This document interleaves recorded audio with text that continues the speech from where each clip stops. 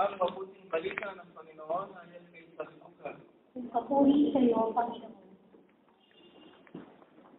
Noong si Herodes, ang hari ng Judea, may isang sacerdote na ang halay sa Maria, sa pangkat ni Abiyas, at mula rin sa lipi ni Aaron ang kanyang asawang si Elizabeth. Kapwa sila kalugod-lugod sa paningin ng Diyos, namumuhay ng ayon sa mga utos at tungtuning mula sa Panginoon.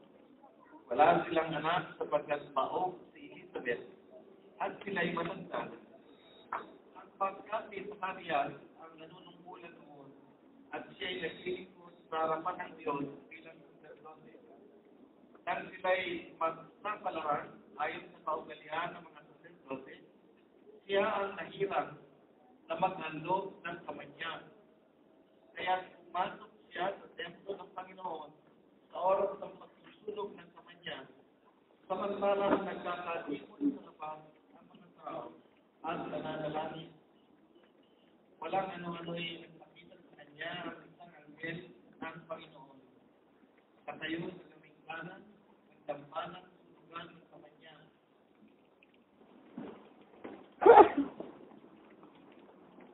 Nagulat si Zacarias at sinitlan ng matinding takot ng makita ng anghel. Ngunit sinabi nito sa kanya, "Huwag kang matakot, Zacarias. Dininig ng Diyos ang panalangin mo. Kayo ni Elizabeth ay magkakaanak ng isang lalaki at Juan ang ipangalan mo sa kanya. Ikaw ay matutuwa at magiging maligaya at marami ang magagalak sa kanyang pagsilang sapagkat siya ay magiging dakila sa paningin ng Panginoon. Hindi siya iinom ng alak o anumang inuming nakalalasing. Sa sinapupunan pa lamang ng kanyang ina, papupuspos na siya ng Espiritu Santo. Marami sa mga anak ng Israel ang panunumbalikin niya sa kanyang Panginoon Diyos.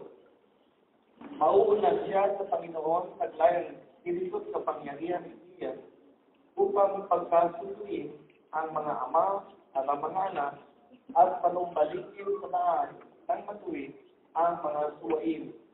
Sa gayon, ipaghahanda niya ng isang bayan ang Panginoon."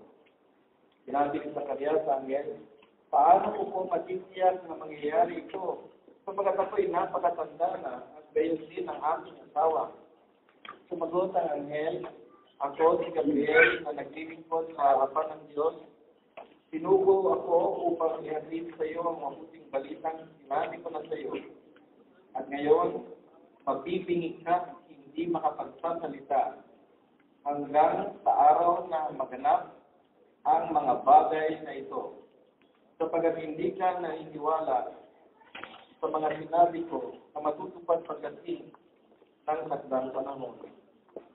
Samantala, naghihintay naman kay Zacarias sa mga tao at saka sila kung bakit matagal siya ng gano'n sa loob ng templo. Paglabas niya, hindi na siya nakapagsalita. Mga senyas na lamang ang ginagamit niya. Kaya napanto nila na nakakita siya ng pangipay at siya'y nanatiling pipi. Nang matapos ang panahon ng kanyang paglilingkod, ay umuwi na siya. Hindi nga nagtagalan ng hindi si Elizabeth at hindi ito umalis ng bahay sa loob ng 5 buwan. Kaya'y hilingan ako ng Panginoon, wika ni Elizabeth. Ginawa niya ito upang alisin ang aking kasustaan sa harapan ng mga tao. Sinabi na ang mabuting balita ng Panginoon. Papuri ka namin, Panginoon.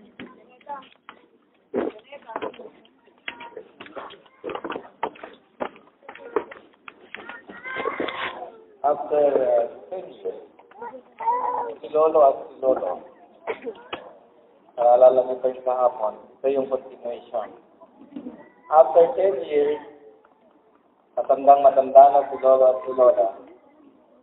At iniisip ni Lolo na merong diferensya na si Lola. Kaya pumunta siya sa pura paroko at kinausap ito. "Father," sabi ni Lolo, "mukhang yung iisip ko Hinihingi na.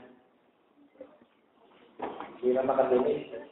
Napapanong ko kasi, pag may sinasabi ako sa kanya, hindi siya sumasagot. Sabi ni Father, ang pinakamabuti niya sana sa doktor ka pupunta, dali mo yung isip mo, patingnan mo. Pero kung gusto mo, ikaw mismo ang makasiguro o makasigurado na talagang hindi na si Lola, ganito gawin mo. Tanungin mo siya, pag hindi sumagot, umakbang ka ng isa pa, lumapit ka sa kanya. Tanungin mo ulit siya, pag hindi pa sumagot, umakbang ka ng isa, palapit ng palapit. Malalaman mo talaga kung hindi na si Lola. Kaya sinabukasan, pag hindi ni Lola, nakita niya sa kusina, nagluluto si Lola. Hindi siya nagpakita siya sa likod ni Lola. Sabi ni Lolo, Honey! Kaya naman, matanda na sila. Honey pa rin ang kanilang tawagan. Honey! Anong ulam ngayong almusal?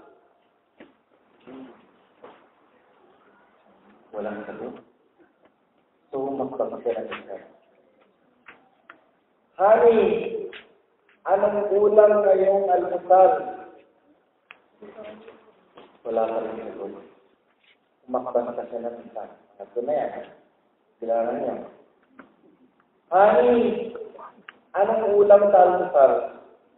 Ginawa niya yun ng 6 na beses. Hindi man lang lumingon si Lola. At umakbang pa siya ng isa pag ito, sama-sama namin ito na siya sa likod ni Lola. At talagang sinigaw niya na. Honey! Anong ulam ngayon? At kumarap si Lola, galit na galit. Ano ka ba? Itong beses ko nang pinatay yung bacon, egg.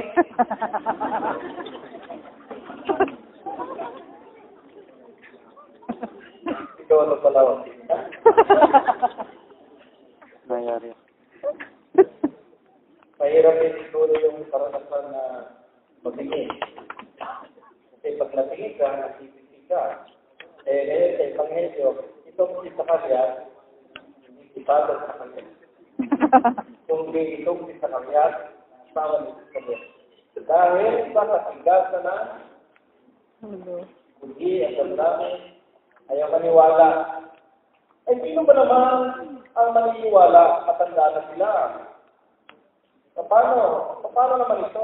Sinabi ng Angel sa kanila na si Elizabeth ay mabubuntis, magdadala ng tao at manganganak ng isang bata na lalaki at magiging dakila sa bayan ng Israel. Sino ba naman ang nasisiwala sa kapalaran ng isang sigal na manganganak pa nga at mabubuntis ito? Elizabeth. And so there was already a doubt ng pag-iruda na sa puso ni Zacarias. Kaya tinanong niya yung Angel, sabi niya, paano ito mangyayari? Kayo, katatanda na kami.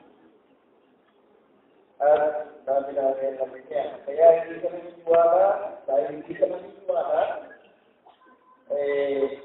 hindi ka makakapagsalita, ikaw ay mag-ibig, at ikaw ay hindi makapagsalita hanggang pagkaroon ng katuparan ang pangasan ito. At si Zacarias ay hindi lamang sa tingin, kundi siya rin ay napiki. Tama ba yung stress ko? Napiki. Napiki, hindi napiki. Ang napiki yung naalala ko na naman si Father Pepe. Alam niyo yung si Father Pepe, kasama ko sa Davao. Nung siya, bago salita sa Davao, pinakilala ko doon sa barangay.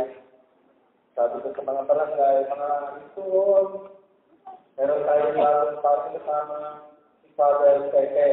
At pinati siya ng mga tao, good morning, Father Pepe. Sabi na talagang ganito siguro. Kaya kung kinahaponan niyo at pinanakot si Father Pepe sa bagong baryo.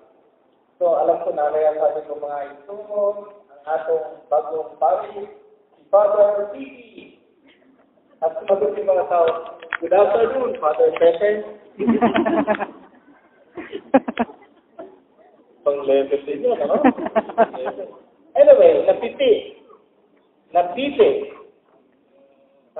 Hindi ko nakuha. Napiti. Okay. Napiti, ibig sabihin, hindi makapagsalita. At ito ay parang iniisip natin na pinarusahan si Zakaria ng Diyos. Napiti. Hindi lang napiti.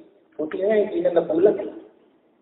O hindi, kakantay na ni Zakaria yung bulag, pipi, at tingin. Madidinig ang yung palig. Ay hindi naman siya nabulag. Napingila at napipig. Ayan. So, ang isip ng mga tao siguro okay, nakakita siguro ito ng kababalaghan sa loob. Diba? Palagay ko, nasa puso rin sa kanya. Siya ay sinurusahan ng anghel o ng Diyos sapagkat siya ay hindi naniwala. At ito po yung nais kong interest ngayong gabi ito. Yung mga bagay na akala natin, na katulad ng akala ng Zakaria ay parusa. Ako mas gusto kong gamitin yung salitang lambing ng Diyos.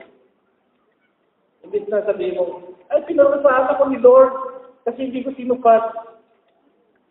Lambing. Sa susunod, gagamitin mong salita, mas magandang pakinggan. Lambing ni Lord. Nilambing ako ni Lord. Nakulong ako, nilambing ako ni Lord. Parang sobrang kalambingan. Ano? Sobrang namang paglalambing yun, ano? Pero ito po, lambing. Ano? Kung sino man sa inyo, sapagkat ito ay isang salitang matagal nang sumusuot sa aking naisipan, bata pa ako. Hindi ko talaga mahanap yung katumbas na salitang English ito. Lambing. Pag kayo'y nakaisip ng isang salita na katumbas ng lambing sa English, pakisabi lang sa akin, bibigyan ko kayo ng papasko. Dahil kung titingnan ninyo, ang mga lingwa ay may kanya-kanyang katangian yan. Katulad halimbawa, paano mo tatagalogin ang husband? Ha? Hindi, nasalita lang. Asawa.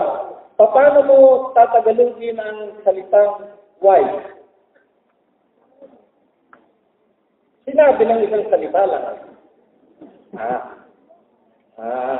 Okay. Sa Bisaya, klaro. Ang mister o ang husband sa Bisaya ay, ang daming Bisaya din.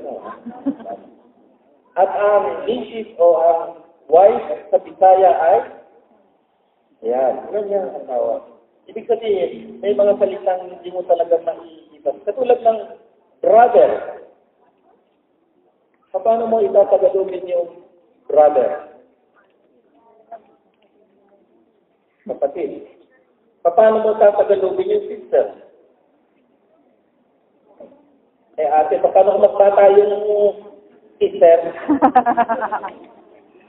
Bunso. Kayo talaga, oo.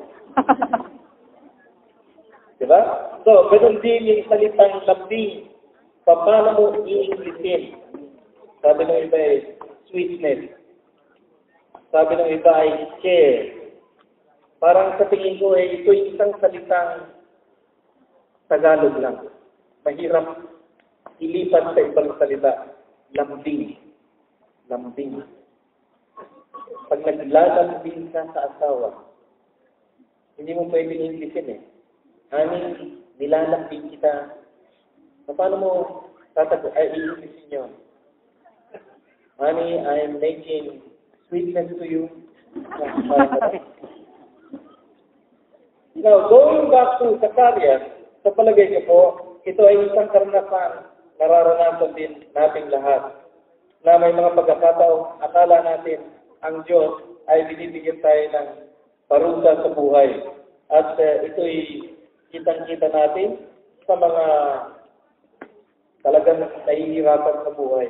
At sinasabi nila, ako'y pinarurusahan ng Diyos, kaya ako nagkaganito. Kapag dala-dala ko ang mga kasalanan ng aking mga magulang, ng aking angkan, inako ko, kaya nararapat lang na ako ang parusahan. Well, I don't think parang hinuhukay na yung kandila. Hindi ko alam kung ito, subalit mga minamahal. Sa mga sandaling tayo nahihirapan. Alam ko, iba-iba tayo ng iba-ibang iba-ibang level, kumbaga, ang ating karanasan sa buhay. Iba sa inyo nahihirapan dahil maliit ang kita. Nandito na nga ako sa Dubai. Ano ba naman to? Ibinenta ko na yung 3 hektarya sa probinsya. Ibinenta ko na yung 3 kalabaw ko para lang makapag-abroad at ito lang pala ang makukuha ko. Ayan. Kung gano'n ang iyong iniisip, palagay ko, hindi mas positive pag sinabi, nilalambing lang ako ni Lord. Kagabi lang, pagkatapos ng misa, iniwanan ka ng misis mo. Nagtanan. Siguro ngayon sinasabi mo, nilalambing lang ako ni Lord. O hindi kaya nahuli ka sa opisina na may ginawa kang kabulag-sugan at ngayon ikaw ay pinarurusahan, nilalambing lang ako ni Lord. At itong paglalambing ni Lord kung minsan ay masakit. Masakit. And it sometimes makes us suffer. Pero ito ang katotohanan sa buhay. Bakit? Sapagkat malinaw na eh. Sinabi na ng anghel. Nagpakita na yung anghel. Sinabi na. Hindi pa rin siya naniwala. And I think it's the same with us. Kitang-kita mo na. Hindi ka pa rin naniwala. Maraming tao hindi naniniwala sa Diyos. Maraming philosophers hindi naniniwala sa Diyos. At sinasabi nila, kinakailangan kong ebidensya. Siguro ito rin ang hinahanap ngayon ni Zacarias sa Ebanghelyo. Kinakailangan makita ko. Katulad ng Santo Tomas. Kinakailangan makita ko. Kailangan mahawakan ko yung bata para masabi kong naniniwala ako. And I guess it's true sa ating buhay din. Alam natin mahal tayo ng Diyos. Alam natin at Diyos ay nasa piling natin. Subalit sa mga panahong dumarating at tayo sinusubukan, mahirap sabihin, naniniwala ako. Mahirap sabihin, umaasa ako. Sumasampalataya ako. Mahirap sabihin. At pag dumating yung panahong mahirap sabihin, nagkakaroon tayo ng agam-agam sa ating mga puso, ng mga alililangan. At ito na nga, minsan dumadating din yung mga paglalambing ng Diyos.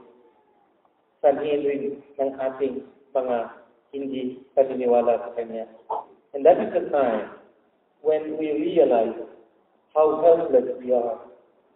Ito yung panahon, hindi ka na makapagsalita, pipi ka na, bingi ka pa.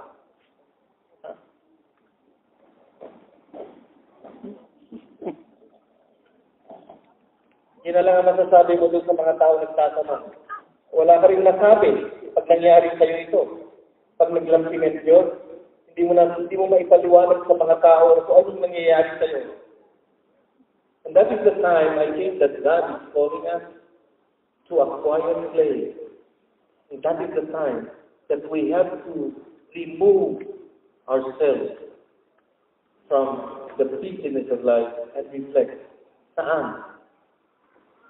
Saan ako nagkamali? At ano ang kinakailangan kong gawin? So, hindi parusa ng Diyos.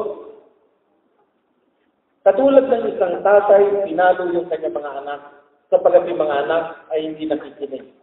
Yun ba dahil galit yung tatay sa mga bata? Hindi. Sa tingin ko, kaya niya pinalo yung mga bata sapagkat mahal niya yung kanyang mga anak. Kinakailangan bigyan sila ng konting leksyon sa buhay. And I guess this is the God who loves us. So mga minamahal, kung sa sandaling ito, malapit na ang Pasko, naninig pa rin ang iyong dibdib sapagkat may mga dumarating na bagyo sa iyong buhay, I think it's time that you recluse yourself for a while and reflect. Isipin, maaaring ito ay ang panahong gustong ipadama sa akin ng Diyos na mahal niya. Sapagkat maaaring sinubukan niya na ang lahat, patigas pa rin ang puso mo. Sabi ng Diyos, siguro kaunting lambing pa ang kailangan. Maaaring masakit, mahirap ang kanin, pero ito'y hindi naman nagtatagal habang buhay. Sapagkat nung si Juan ay panganak, si Zacarias ay nakapagsalita at nakarinig. Ganon din naman sa ating buhay. Yung mga pagsubok at paghirap, hindi naman yan habang buhay. Some of you might object. Maaaring iba sa inyo ay hindi maniwala na ang mga pagsubok sa buhay ay weather lang. Panahon lang. Hindi ito all-weather purpose. May panahon lang. Because at that time will come na magaling na tayo. Why? Because God only wants us to see something which we could not see in the past. But now, God heals us. And when He heals us, we can see. Makikita natin. Makikita, maririnig na natin. At may sasambulan na natin. Galing sa ating mga puso na ang Diyos nga ay tunay na Diyos. At ang Diyos ay mahal ako. Kaya mga minamahal, doon sa mga taong nilalambing ni Lord sa mga oras na ito, huwag kayong mawalan ng pag-asa. Sisikat din ang araw bukas ng umaga. Madilim ngayon sa iyong kapaligiran. Subalit, merong liwanag na darating. Ito po ang ating pagdiriwang sa araw na ito. Lahat ng mga nilalambing ni Lord ay pwede na tumayo.